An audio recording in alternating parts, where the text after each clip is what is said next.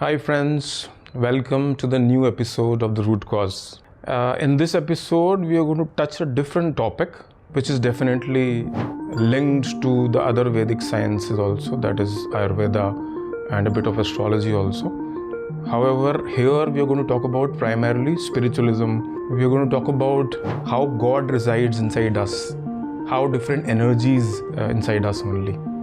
Let's talk about Brahma, Vishnu, Mahesh, the Trinity, which we speak about as the three most important gods in Vedic sciences or in Hinduism. Hinduism is a relatively new term, but it's Sanatana Dharma. Sanatana Dharma means ever-existing religion, whose prime religion or dharma or objective was righteousness.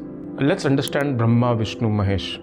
And before that, you must have heard a little about Big Bang Theory. The Big Bang Theory states that the entire world came out of a condensed, highly condensed dot. And then it started expanding, and it's still expanding. In our body also, exactly the same thing is happening. Let's talk about at the soul level a little, and we'll talk about the body also. Just remember one thing, very important thing. The Vedic philosophy, Yat Pinde Tat Brahmande, Yat Brahmande Tat Pinde. The whatever lies in the microcosm is there in the macrocosm also, the bigger universe, and whatever the working of the bigger universe is there in the smaller universe also. So the working of the soul world is similar to the working of this physical world as well. And it's the physical world teaches us values much quicker, okay, because it's a very dense body and we learn things very faster. We'll discuss all that. Okay, so Shiv is called as Shunya. Shiv is normally shown as a very calm, composed person who is normally in a very meditative state. So Shiv is basically the one, that conscience of our body which is inwards, okay, introspective, inwards in nature. When we go off to sleep in the night, we go into Shiva mode. Okay. When we get up in the morning and the light falls in our pineal gland and it starts activating the entire body, then we start expanding. So it is the Prakriti which starts expanding. Prakriti or Parvati is the wife of Lord Shiva, okay, goddess Parvati. So from astrology angle, Shiva is Ketu, inwardness. Ketu means introspection, meditative state. When you get up in the morning and then you start expanding, then the rasa starts expanding in the body. So rasa, I told in the previous episode that rasa is Lord Vishnu, the administrator. Rasa is the nutritious fluid which is carrying the nutrition to the entire body and providing the food to different parts of the body in whatever composition it is needed. So Lord Vishnu can also be understood as Vat Pit Kaph emerging out from highly condensed dot. So keep thinking about the Big Bang Theory. So Lord Shiva is the highly condensed dot and Lord Vishnu is expansion or the projection which is slowly and gradually emerging out from there. And then Lord Vishnu cannot expand unless there are resources available. So resources is what? Lakshmi ji, Devi Lakshmi, goddess Lakshmi, who is the wife of Lord Vishnu, is goddess Lakshmi. And then gradually what's happening? The Brahmand, it creates a universe. Okay, so that universe is what? Brahma is, that is why it's said that Brahma is the Pita of the universe. And it's only when the universe is expanding with the help of Lord Vishnu that gradually knowledge starts emerging. So that knowledge is what? Devi Saraswati. Okay, so that is why Devi Saraswati has been shown as the spouse of Lord Brahma. Okay, so now a lot of people keep comparing who is bigger, who is smaller. No, all three are important, and none of them can exist without anyone, each other. Lord Brahma is constantly giving feedback to Lord Shiva through Lord Vishnu. Okay, there is this problem happening, we need to bring correction. So you go through Lord Vishnu, and the Shiva goes into the meditative stage and he brings correction, and then there is another projection which is happening. And it is not happening in our daily routine only. It's not happening in only day and night. It's happening in the physical body, and once you die, once only the physical body dies, you go back into Ketu, nothingness, and then the body and then the soul takes another body, bases what she has learned from this lifetime and the previous lifetimes. Basically, soul is collecting everything, all the data, and that's how it is taking rebirth in another body. Now let's understand. I explained this phrase, I mentioned about this phrase, Yat Pinde Tat Brahmande. So exactly the same thing is happening at a cosmic level also. When the soul becomes more evolved due to different lifetimes, due to different experiences that it has gone through, there are times when the souls take very, very difficult timelines also. Then it evolves much faster. And once it starts evolving, it starts reaching the level of the higher souls. And so basically, higher soul is what? The higher soul is nothing but God to us.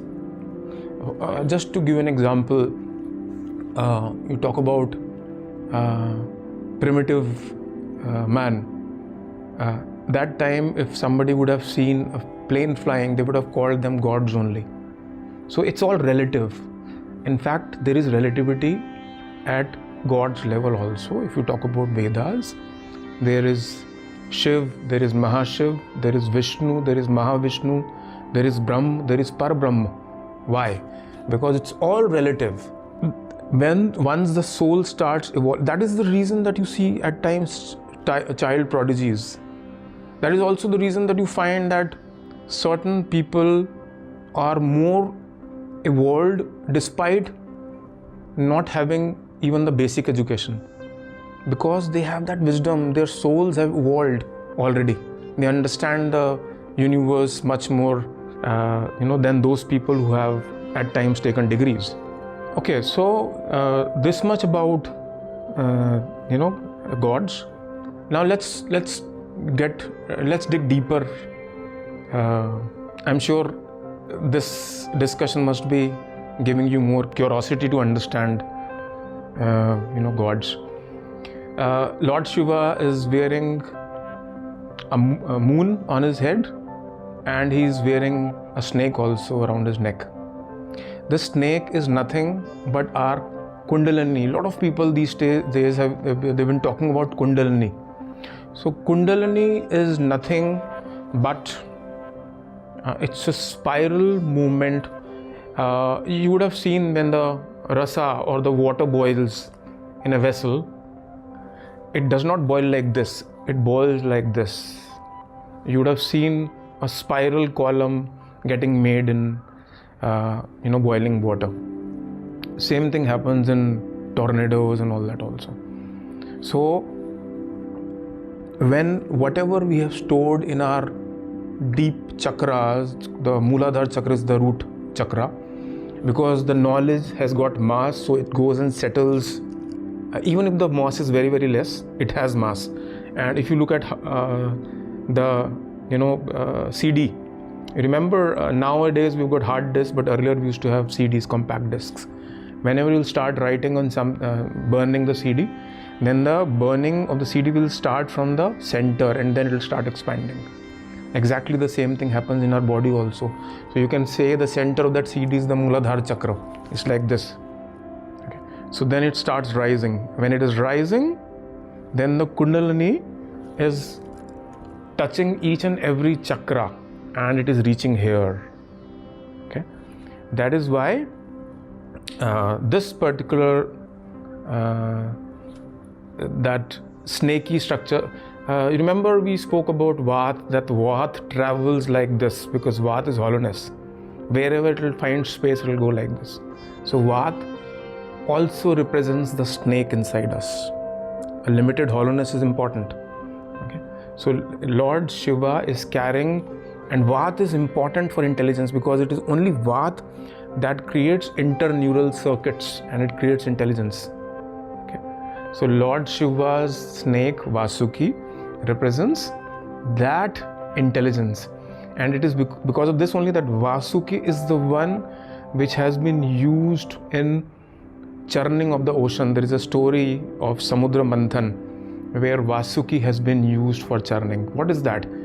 You've got Devas sitting in this part of your body and you've got Asuras sitting in your lower part of the body. Both are important. All the chakras are important. The lower chakras are important for food, sex, procreation, stability. And the upper chakras are important for holistic understanding of life. Because it's your CPU. So all the chakras are important. So what Vasuki is doing, it's creating a churning. So it's going like this. How does churning happen? It happens like this. It happens like this. So you got to pull the rope from either side. So that is what, that's how the churning happens inside our body. Now let's come to Lord Vishnu. Lord Vishnu has got this 1,000-headed snake. It's called a Sheshnag.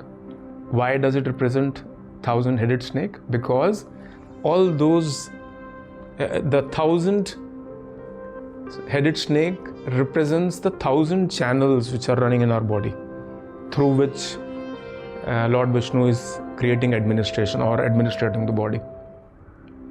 1,000 is just a number. Don't go by number. It is just a way of saying. And then we come to Lord Brahma. Lord Brahma is sitting on a 1,000-petal lotus. What does it represent? It represents our expanded state. We say that we've got a 1,000-petal lotus here. What does it signify? It signifies because we've got the maximum nerves sitting here. As you go down, the nervous system becomes density and the number of the nerves becomes lesser and lesser. Heart has got a lot of nerves, but if you go to your stomach, it is called as the third brain, but it is slightly lesser, and then you've got your rectum and all, which has got much lesser nerves. So as you're expanding, your 1,000-petal lotus is opening, and that's how you're creating Brahmand. So again, you must remember that within us, the level of Brahma Vishnu Mahesh is differing from the Brahma Vishnu Mahesh of somebody else. Okay. And as you start expanding, you start merging with the higher souls, and then you start going into higher realms. Of course, there are several realms on earth also. It's not necessary that everybody, it's absolutely a misconception that only earth has got life. There are hundreds and thousands of realms which have been mentioned in Vedas also, and slowly and gradually we're realizing that whatever was mentioned in the Vedas is coming out to be the truth. So that much for this episode. Thank you so much. Hope you enjoyed it. I would request you to like and subscribe because it helps me to promote this knowledge. And the aim of today's episode was to explain that science and spirituality cannot be separable. They have to coexist. We cannot become rigid. We should not ridicule other religions. We rather, if somebody is being rigid, we need to explain them the science behind Sanatana Dharma. The religion is not supposed to be rigid in nature. That's all. Thank you so much. God bless.